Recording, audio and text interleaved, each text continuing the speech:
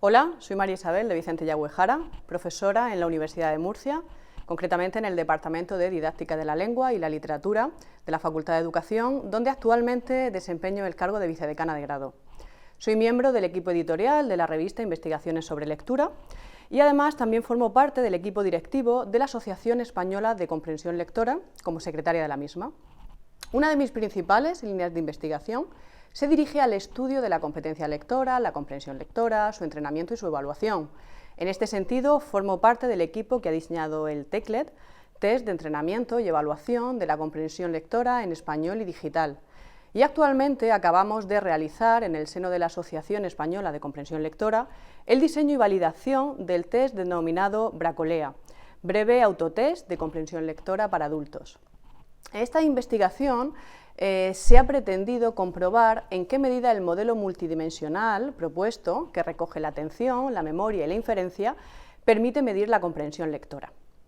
Así pues, partiendo de esta investigación, en esta ponencia quiero centrarme en los aspectos más prácticos que puedan interesar a la audiencia de este congreso, docentes y padres. Quédate escuchando, te invito a que no te pierdas detalle, ya que me voy a centrar exclusivamente en aportar claves y estrategias concretadas en actividades que permitan el desarrollo de estas dimensiones, la atención, la memoria y la inferencia, por su relación altamente significativa con la comprensión lectora. Bien, la comprensión lectora de un texto se produce como resultado de las habilidades lectoras empleadas. Una vez automatizado el proceso de la descodificación, tiene lugar la comprensión, según la destreza de cada lector. Y es en esta fase de comprensión donde cobran especial relevancia las tres dimensiones mencionadas, que relacionan los ámbitos lingüísticos y psicológicos. Además, la tipología de preguntas y respuestas recogidas en los marcos conceptuales de las evaluaciones internacionales, como son PIRLS, PISA, ya se centran en diferentes procesos y aspectos que podemos vincular con esas tres variables. Posiblemente algunas de las actividades que proponga ya sean objeto de práctica por algunos de los docentes o padres que nos escuchan, pero es necesario saber identificar cada una de ellas con la microhabilidad que se está desarrollando, con el fin de ejercitar en cada momento aquellos aspectos que consideremos necesario trabajar en concreto. Bien, pues en primer lugar hablaré de la atención. La atención como uno de los parámetros fundamentales para entender lo que se lee. La atención constituye uno de los pilares básicos no solo del proceso de enseñanza-aprendizaje, sino también del desarrollo humano en la sociedad, más allá del ámbito didáctico. Y más concretamente, el papel de la atención muestra una relación significativa con el proceso lector. Bien, la atención es la capacidad para focalizar, seleccionar y mantener el interés en un estímulo determinado. Así, al realizar una tarea, se activa un proceso selectivo que nos permite centrarnos en las cuestiones relevantes, dejando pues en un segundo plano todos aquellos estímulos recibidos que puedan obstaculizar. Además, la capacidad de atención es limitada. No solo la cantidad de estímulos que podemos atender en un momento concreto es limitada, sino también la capacidad de atender a lo largo del tiempo a este estímulo. Por ello, debe entrenarse la lectura sostenida en el tiempo y mantener la atención en ella, ya que actualmente las formas de ocio y de comunicación digital, cuyo uso hemos multiplicado debido al momento que nos ha tocado vivir, son fuente de estímulos constantes que provienen de varias direcciones y crean una necesidad de respuesta rápida, casi inmediata. Esto ocasiona que el individuo reduzca la duración de sus periodos de atención y, consecuentemente, genera distracciones cuando se trata de una tarea que implica un mayor tiempo de atención para su eficaz desarrollo. En este sentido, es habitual darnos cuenta de que nuestros alumnos e hijos están pensando en otras cuestiones mientras leen. Bien, pues a continuación pasamos a comentar algunas de las estrategias para desarrollar la capacidad de la atención. Quizás son actividades que en un momento dado podemos ir haciendo a lo largo de nuestras clases, porque encontremos en los libros de texto, pero como comentaba en la introducción, me interesaba que supiéramos identificar cada una de las actividades para estas dimensiones en concreto que estoy explicando, con el fin de trabajarlas cuando necesitemos desarrollar en concreto esa actividad, esa dimensión para la actividad en concreto que comento. Así pues, me resulta muy interesante, lo he practicado con alumnos en el aula y hemos podido comprobar sus resultados también en investigaciones, que la escucha de un texto a partir de la lectura en voz alta, bien por parte de los docentes, por parte de los padres, por parte de otros estudiantes, que exponen su lectura ante el público del resto de la clase, ya suscita esa atención en el texto que se está escuchando.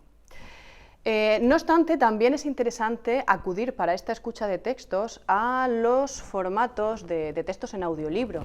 Aquí interesa destacar pues, esos personajes con diferentes voces, también efectos de sonido encontramos en estos audiolibros e incluso música que aparece, ¿no?, a modo de banda sonora. Bien, en estas actividades de esta escucha del texto no solamente es interesante desarrollar la atención, como decíamos, sino que también podemos vincular la atención con la motivación y el interés que puede pues, suscitar, crear esa escucha del texto.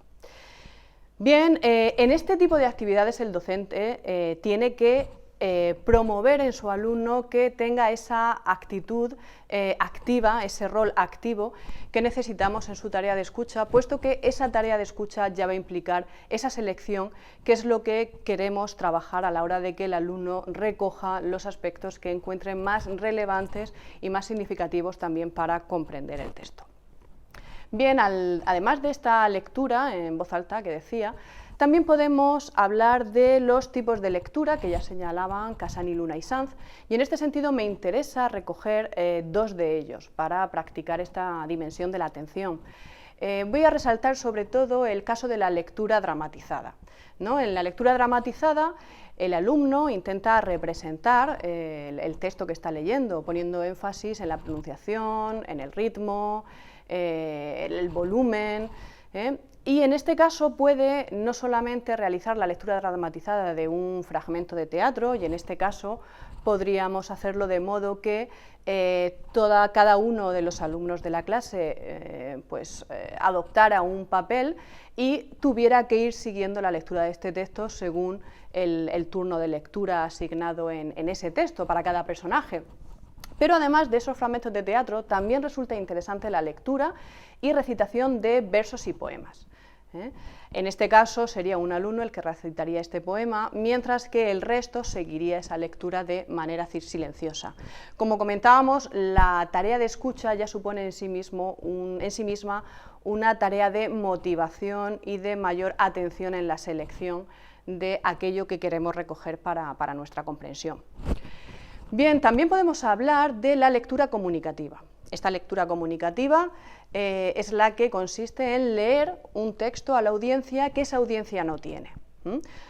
Por tanto, ¿aquí qué es importante? Pues sobre todo esa faceta de comunicar esas estrategias que el alumno al final necesita desarrollar, necesita emplear para que el significado del texto que está leyendo pueda llegar a su oyente. Claro, muchas veces nos damos cuenta que cuando el alumno realiza tareas de este tipo, de lectura comunicativa, suelen prestar poca atención al significado realmente de lo que están leyendo, porque están más pendientes de esa expresión oral correcta, que en un momento dado es la que le puede estar corrigiendo el docente. Claro, ¿esto qué pasa? Que de este modo afecta negativamente el tipo de realizar esta lectura sin prestar atención al significado, afecta negativamente en la comunicación de la información que se está leyendo y consecuentemente también en la comprensión por parte de los oyentes, ¿no?, el conjunto de la clase. Bien, además esta tarea comunicativa puede realizarse por grupos. Cada alumno puede leer a 2, 3, 4 compañeros una noticia que, por ejemplo, ha seleccionado del periódico y aquí, sobre todo en este tipo de tarea, es muy importante que la audiencia, que el resto del alumnado tenga una razón para escuchar, bien porque sea un tema que le interese, bien porque deba realizar un trabajo sobre el tema, y eso ya va a implicar esa selección de la información en esa tarea de escucha. Bien, otro tipo de actividad que podemos realizar para desarrollar la atención es, siguiendo con el componente auditivo de las actividades que he planteado, sería escuchar siguiendo unas instrucciones previas. El alumno tendría ese objetivo de escucha, donde tendría que identificar una serie de palabras. En un momento dado podría ser identificar palabras de un mismo campo semántico, animales, estados de ánimo, o buscar sinónimos o antónimos dentro del texto según esa instrucción que hemos ofrecido. Pero quizás, y más interesante, resultaría la tarea de localizar las palabras intrusas que hay en el texto, es decir, palabras que en un momento dado pues, no tengan sentido o no convengan por su significado en el lugar del texto, y claro, aquí va el ejercicio, sobre todo se va a vincular con esa comprensión del texto por parte del oyente, va a tener que ir detectando aquellas palabras que no cuadran, ¿no? en el contexto global significativo del propio texto. Bien, y además, siguiendo con este componente auditivo, también resulta interesante trabajar la atención a través del recurso de la canción. Podemos realizar preguntas del propio texto de la canción, pero también, y quizás más interesante, sería pedir al alumnado que busque palabras que rime con las de la canción e incluso que nosotros diseñemos un pictograma que represente visualmente a través de imágenes esa canción y que el alumnado deba ir siguiendo esas imágenes, esos signos, ¿de acuerdo?, que deba ir siguiendo durante la escucha de la canción, de la letra de la canción. ¿Qué va a permitir esto? Pues que el oyente sepa en todo momento en qué lugar de la canción se encuentra y en un momento dado pueda anticiparse a lo que va a venir con respecto a la secuencia de esa letra de la canción. Bien, y por último, otra de las estrategias que propongo para la atención es la localización rápida de datos. Aquí, en este tipo de actividad, lo que va a primar es la velocidad de búsqueda y, por supuesto, también la exactitud en la selección de esa información que se pide. Creo que para esta actividad es importante o resultan principalmente atractivos los textos discontinuos. Textos que ya de por sí puedan ofrecer una cierta dificultad para entresacar esa información. Podemos hablar de textos publicitarios, de la cartelera de un cine, por ejemplo. Y además el hecho de primar esa velocidad en la tarea de búsqueda ya va a suscitar una motivación lúdica, sobre todo si el alumnado pretende batir récord, ¿no?, en el tiempo de búsqueda empleado con respecto a otros alumnos de la clase. Y bien, y en este sentido de localización rápida de datos, también interesa la actividad de búsqueda de pistas en el propio texto. ¿A qué me refiero con esto de pistas? Bien, sobre todo pistas en el texto con el fin de realizar el aprendizaje de un nuevo vocabulario, de clarificar el significado de ese nuevo vocabulario. Así podemos buscar palabras relacionadas con la palabra desconocida, ¿no?, de la que pretendemos recoger esas pistas en el propio texto, y pueden ser pistas, por ejemplo, sinónimos, explicaciones o referencias a esa palabra. ¿Qué pretendemos aquí? Pues utilizar el propio contexto textual en el que se encuentra la palabra desconocida para adivinar, a través de esa búsqueda de pistas y esa selección de palabras, los datos, los detalles que nos permitan comprender el nuevo vocabulario. Bien, a continuación, una vez que hemos comentado el desarrollo de la atención, ¿no?, a través de diferentes actividades, paso a hablar de la memoria.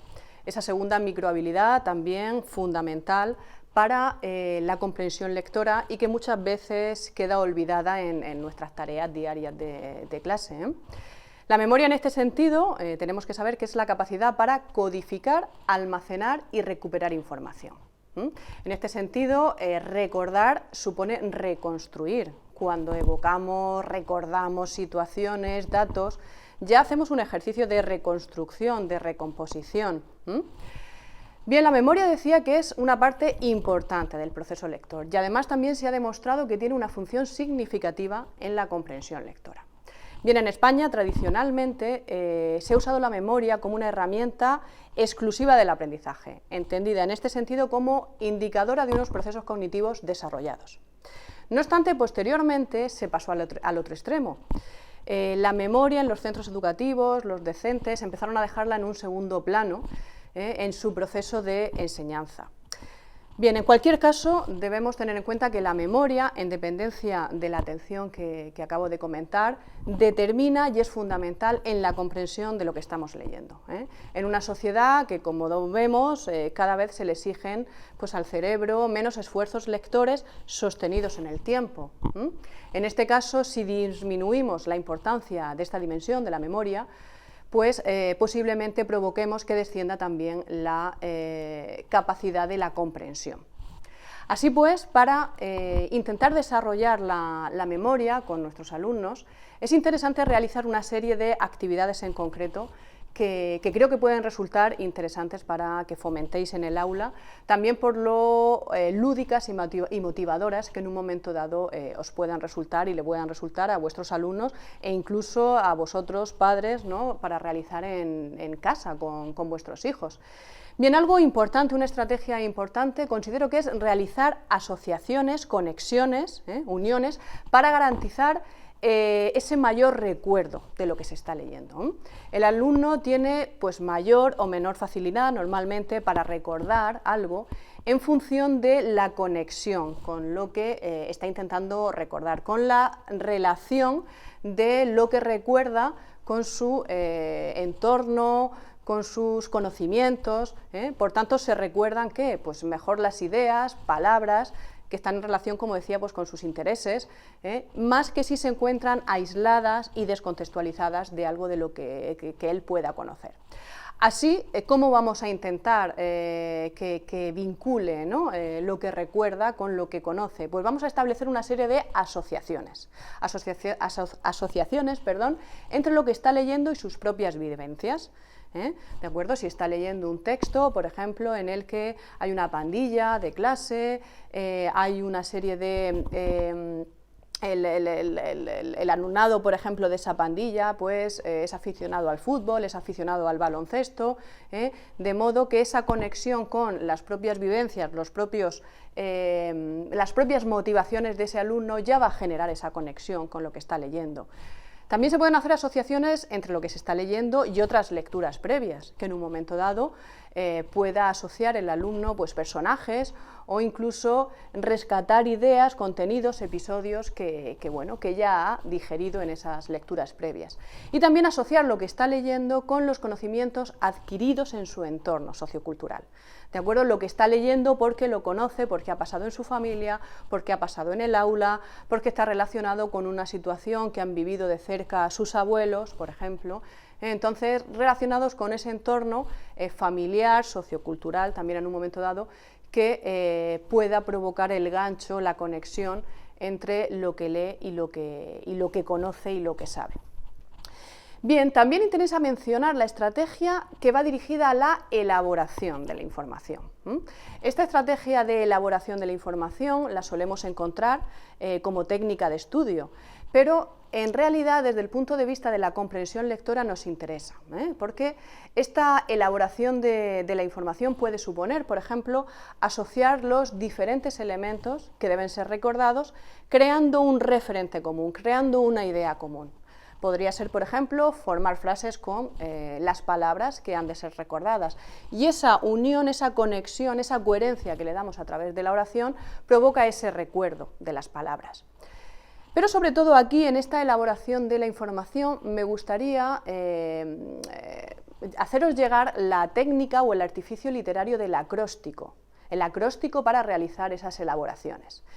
El acróstico, si utilizamos una definición básica de acróstico, como sabéis, es esa composición poética donde las letras iniciales de cada verso, leídas en sentido vertical, forman una palabra. Bien, pues en este sentido puede ser útil recordar ciertas ideas o incluso palabras a partir de la creación de ese acróstico que las enmarque, ¿no?, y que les dé esa unidad desde ese poema y desde ese artificio literario que estamos explicando.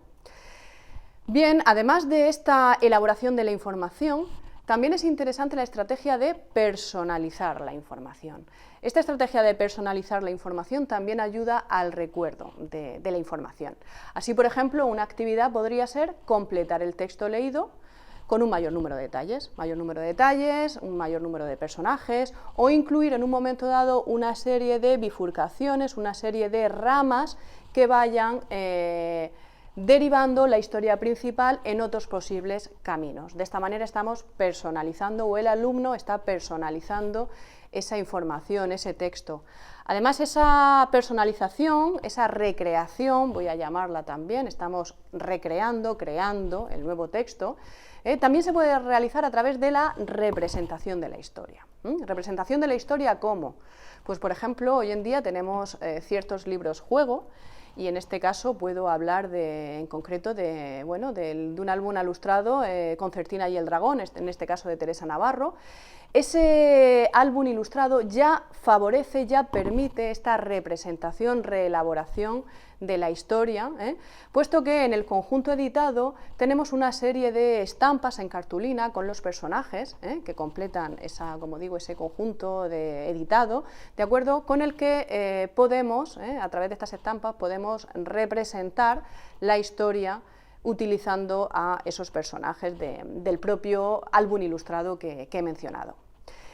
Y bien, en cuarto lugar también podría hablar de la estrategia de la repetición para retener información específica, ¿no? Y podemos pensar, bueno, esto de la repetición para retener información específica no parece algo muy obvio quizás, pero claro, al final el lector debe ir reteniendo los elementos del discurso, de acuerdo, el contenido de lo que va leyendo, que vaya considerando importante, porque estos elementos que va recordando, que debe ir guardando, se almacenan, ¿no?, en esta memoria a corto plazo, esa memoria a corto plazo necesaria para poder ir interpretando los fragmentos posteriores del texto en función de lo que ya ha ido aconteciendo y que ese lector ha ido almacenando o guardando en su memoria.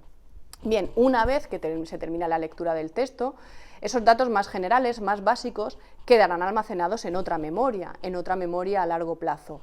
Y los elementos que teníamos en nuestra memoria a corto plazo desaparecerán para solamente quedarse esos elementos básicos en una memoria más a largo plazo y que en un momento dado pueden ser datos recordados en una memoria posterior. Bien, pues entre las actividades para ejercitar, practicar la retención a través de la repetición, podemos mencionar diferentes actividades que, en un momento dado podéis conocer ya.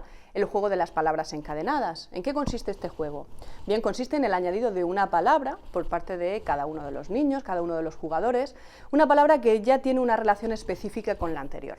Y son palabras, a su vez, que se deben ir recordando, los jugadores deben ir recordando, a la vez que añadiendo una nueva. Bien, estas palabras, la relación entre ellas puede ser bien por un juego de sílabas, la última sílaba de la palabra, repetirla en la primera sílaba de la siguiente palabra, bien por su relación, por ejemplo, con el campo semántico, porque sean animales, porque sean frutas, porque sean emociones, por ejemplo. Bien, y además de este juego de las palabras encadenadas, el recurso de la narración de adivinanzas, chistes o cuentos repetitivos, acumulativos o encadenados también resulta muy interesante. Como sabemos, este tipo de textos tienen pues bien algún pasaje, alguna fórmula que se va repitiendo. Y si además son acumulativos, a la parte que se repite se van añadiendo esas nuevas acciones o nuevas palabras, ¿no?, con el fin de ir avanzando la historia en este sentido. Así, un ejemplo puede ser la llegada de un animal, un nuevo animal que se une a la acción que venían repitiendo los anteriores personajes del cuento. Y ahí tenemos ya esa acumulación que ya va a permitir que el pequeño lector, nuestro alumno, nuestro hijo, se enganche, sobre todo porque esta idea de la narración repetitiva le pueda motivar para participar en esa propia narración. Y además, la repetición hace que sea más fácil recordar esa secuencia narrativa, y a la vez que es más fácil recordar esa secuencia narrativa, también estamos favoreciendo la comprensión del texto, a través de la repetición y a través del recuerdo de los elementos o las fórmulas que van apareciendo pues, en diferentes personajes y en diferentes secuencias. Bien, y por último, para trabajar la memoria, también resulta interesante combinar los diferentes tipos de memoria, visual, auditiva, Y en este sentido voy a proponer el recurso de la escucha de cuentos musicales.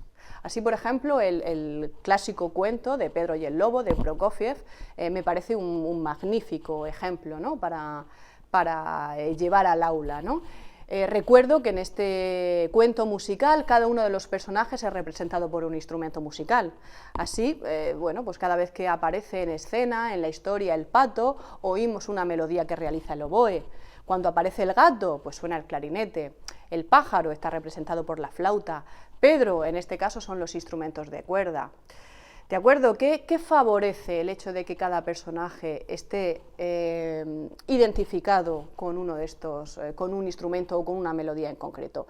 Bien, pues esto en realidad ya hace que el receptor, que el alumno, pueda adelantarse al narrador, y saber qué personaje va a aparecer en la historia en el instante mismo en el que escucha esa melodía que ya ha recordado, que ya trae de nuevo, para poder comprender el texto de esta manera anticipatoria, ¿no?, a la figura del narrador. Esta identificación creo que es muy interesante por las conexiones de memoria, de recuerdo literario-musicales que puede provocar para trabajar en el aula.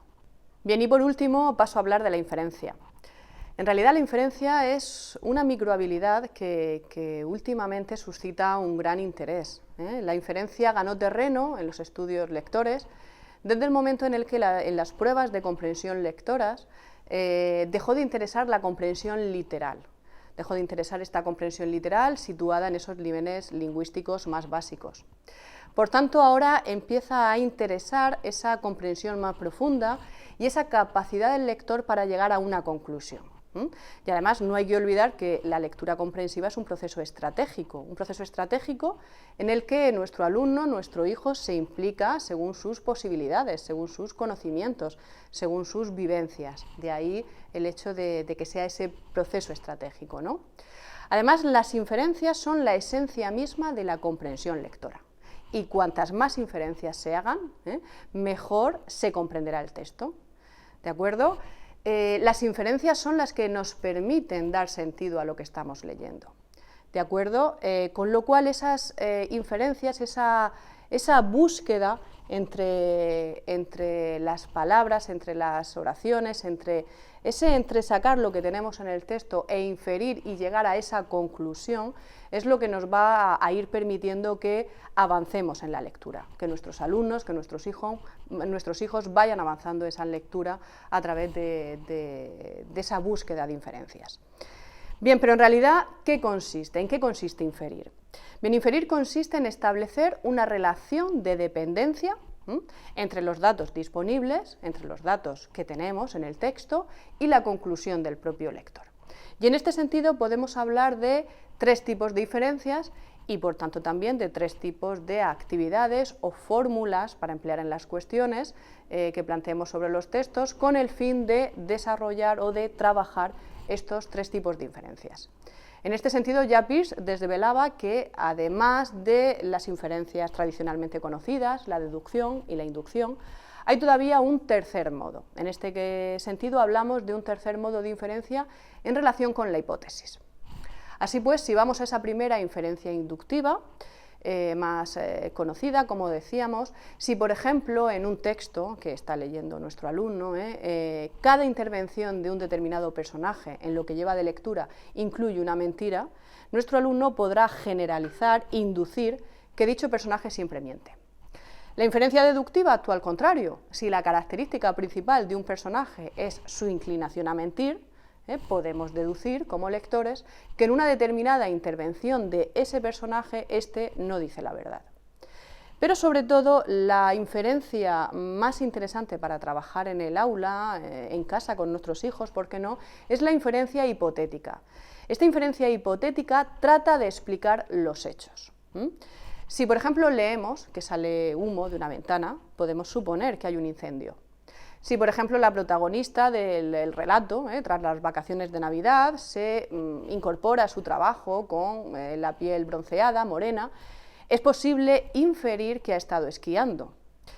Tal vez nos equivoquemos, pero nos estamos acogiendo en ese momento a la información que tenemos, y lo que hacemos o lo que debemos potenciar en nuestro alumnado es que elija la mejor explicación o la más probable. Y en este sentido concluye de manera provisional con esa inferencia hipotética. Claro, la lectura de los fragmentos siguientes, de los capítulos siguientes, va a confirmar o no dichas hipótesis, pero hasta ese momento, hasta entonces, estas hipótesis son necesarias porque nos permiten ir avanzando en el proceso de comprensión lectora. Y es interesante que las vayamos, que este tipo de cuestiones inferenciales vayan marcando los pasajes lectores o la secuencia de lectura que podamos ir haciendo en clase. En este sentido, podemos proponer una serie de actividades que persigan dicho fin. Podría ser que el alumno, pues, pedirle que realice una predicción de resultados, o que tenga que prever el final de la historia. También puede deducir lo dicho en mensajes. Puede proponer títulos para un texto, deducir el tema de un texto. Y en un momento dado también inferir el significado de palabras, que ya hemos comentado en otra dimensión, y al mismo tiempo interpretar el lenguaje figurado del texto. ¿Cómo podemos plantear esas actividades? Pues sobre todo a partir de unas preguntas con las siguientes fórmulas: ¿qué pasaría antes de? ¿Qué significa? ¿Por qué? ¿Qué diferencias? ¿Qué semejanzas? ¿A qué se refiere el personaje cuando dice esto? ¿Cuál es el motivo? ¿Qué relación habrá? ¿Qué conclusiones traes?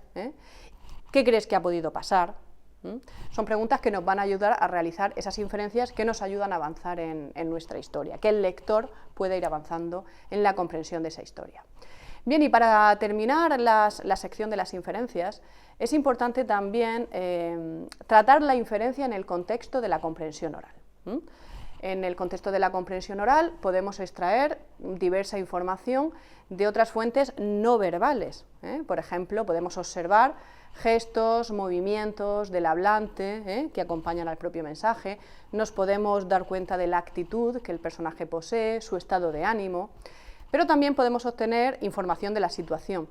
Si es una conversación telefónica, si es una conversación en la calle, si es un debate televisivo. Así pues, todos estos datos le van a ayudar al alumnado a comprender el significado global del texto que está leyendo, y es necesario que fomentemos que extraiga este tipo de información no verbal.